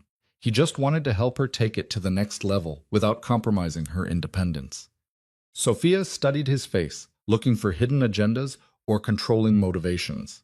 She found only genuine support and perhaps a desire to contribute something positive after so many years of absence. She repeated at cost, not free. She would pay market rate or she wouldn't take it. He countered that it was negotiable, that they could discuss terms. She agreed that they could discuss. They resumed walking, catching up to where Lorenzo had stopped to examine something on the ground. Probably an interesting bug or a particularly shaped rock. Vincent had moved closer, keeping watch while allowing the illusion of freedom. Sophia observed that he was good with Lorenzo, watching Vincent crouch down to look at whatever he had found. Lorenzo trusted him. Anthony said Vincent had raised 3 daughters. They were grown now, living their own lives. He thought he missed having children around, and Lorenzo gave him an outlet for that. Sophia admitted she didn't know he had children. Anthony said there was a lot she didn't know yet, but they had time. They had all the time in the world now. Lorenzo called to them, waving excitedly. They jogged over to find him holding a smooth stone that was perfectly round, exactly the kind of treasure that meant everything to a 4-year-old. He exclaimed, "Look what I found," and asked if he could keep it. Sophia said of course, ruffling his hair, he could start a collection. Lorenzo added that Uncle Vincent said if he found 5 perfectly round ones, he would give him a prize. Anthony said then they better keep looking, kneeling down beside his son. He asked what he thought, if they should search near the pond, since rocks by water are usually smoother. Lorenzo agreed enthusiastically, already running in that direction. Anthony stood offering his hand to Sophia. She took it this time, letting their fingers intertwine as they followed their son toward the pond. The afternoon sun was warm on her face. The park was alive with the sounds of people living ordinary lives, experiencing ordinary joys.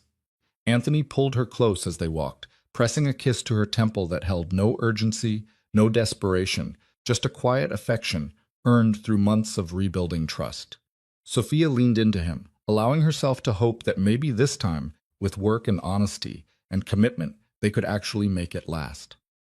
Later that evening, after Lorenzo was asleep and Sophia was reading in the living room, Vincent arrived with a leather portfolio. He handed it to Anthony with a nod that conveyed weight and finality. He said it was the last of it, that everything was closed. Anthony opened the portfolio, scanning the documents. Sophia watched from the couch as his expression cycled through satisfaction, relief, and something like exhaustion. When he finished reading, he closed the portfolio and set it aside. He asked about Roberto. Vincent said he was sentenced to 23 years with no possibility of parole on multiple counts of conspiracy, murder, and racketeering. The prosecutor said it was one of the most comprehensive cases they had ever received. They were still investigating his organization, but the head was gone. Anthony asked about the territories. Vincent said they were stable. The Russians had backed off after Roberto's arrest. The others were maintaining their current boundaries.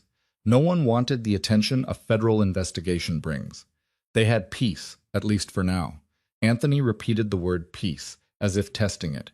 he asked when the last time they had that was. Vincent said 5 years, maybe longer.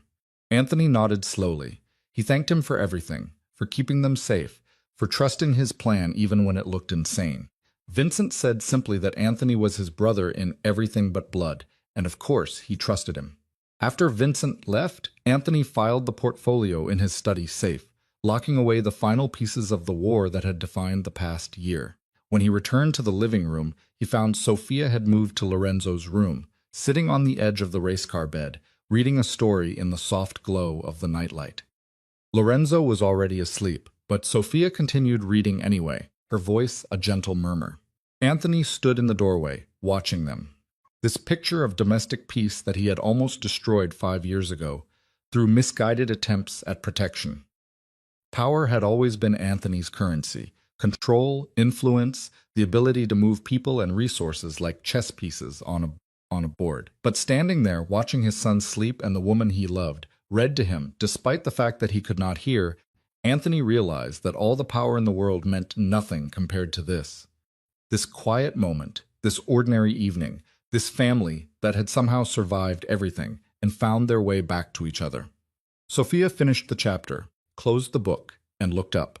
She saw him standing there, saw something in his expression that made her hold out her hand in a silent invitation. Anthony crossed the room, taking her hand, letting her pull him down to sit beside her on the edge of the bed. Together they looked at Lorenzo, at the small miracle of his existence, at the future sleeping peacefully between them. Sophia whispered that they did it, that they actually survived. Anthony replied, his arm coming around her shoulders, that they did more than survive. They found their way home. They sat in silence for several more minutes, just breathing, just existing in the moment.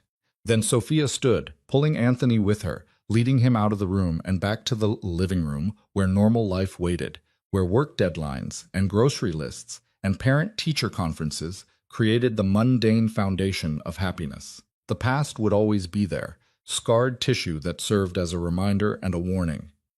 But the future stretched ahead full of possibility. School, plays and birthday parties and family dinners, arguments about homework and negotiations about bedtime. The ordinary struggles and joys of building a life together. It would not be easy. There would be setbacks and challenges and moments when old wounds reopened. But they would face them together as partners, as parents, as two people who had learned the hard way that love without trust was nothing, but trust earned back was everything. Anthony pulled Sophia onto the couch beside him, and she settled against his shoulder, with the easy comfort of someone finally home. Outside the windows, the city glowed with lights and possibilities. Inside, in the warmth of the penthouse, a family rebuilt itself, one quiet moment at a time, and that, after everything, was more than either of them had dared to hope for.